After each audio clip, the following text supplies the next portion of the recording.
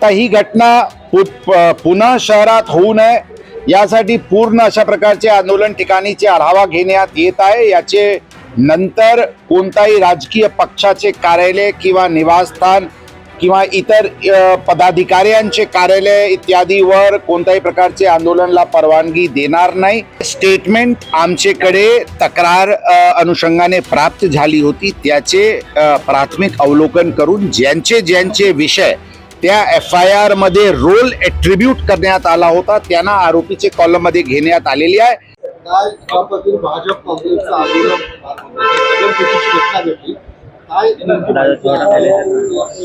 अत्यंत दुर्दैवी घटना काल घडलेली आहे। ते एक राजकीय आंदोलन दरम्यान कायदा व सुव्यवस्थेचे प्रश्न निर्माण झाला होता। पोलिसांनी योग्य वेळी हस्तक्षेप करून कायदेशीर कारवाई केलेली आहे। परिस्थिती हाताळण्यात आला होता। दोन्ही पक्षांनी जे फिर्याद आला होता त्या अनुषंगाने दोन्ही पक्षांविरुद्ध गुन्हा दाखल करण्यात आलेली आहे। आता हे प्रत्यक्ष हे प्रकरण बद्दल अशा कोणताही अँटिसिपेशन किंवा इंटेलिजन्स नव्हता की या अशा प्रकारचे आंदोलन मध्ये अशा काही घटना घडतील।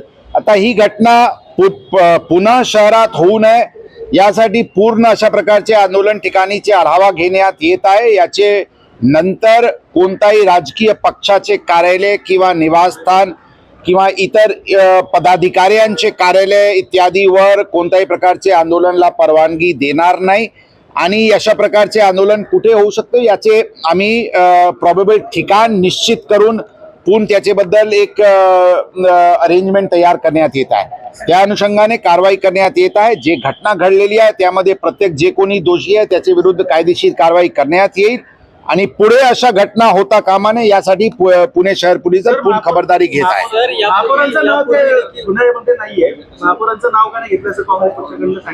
जे स्टेटमेंट आमच्याकडे आला होता त्या अनुषंगाने स्टेटमेंटची प्राथमिक त्याचे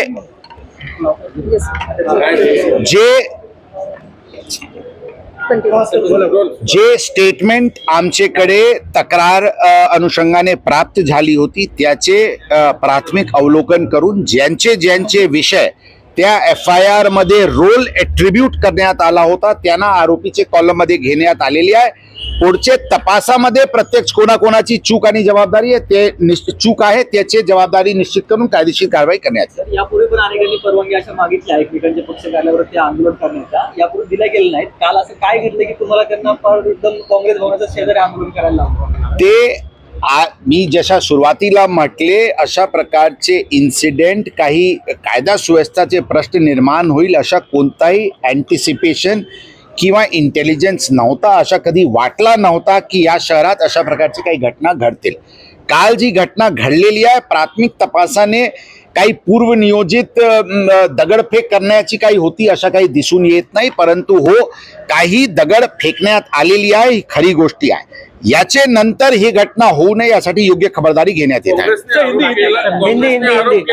पोलीस सत्ताधारी भाजपला मदत करतात अशा कोणत्याही अशा प्रकारचे तक्रारमध्ये कोणताही तथ्य नाहीये। पोलीस नियमानुसार कायदेनुसार कारवाई करत आहे। काही व्हिडिओ बाहेर येत आहे त्यामध्ये सांगितलं जातं की भाजप यापूर्वी जे आलं होतं आंदोलनाला काँग्रेस भवनासोबत त्यावेळेस लाट्या काट्या आतमध्ये पाहायला मिळाल्या ती आता भरपूर तक्रार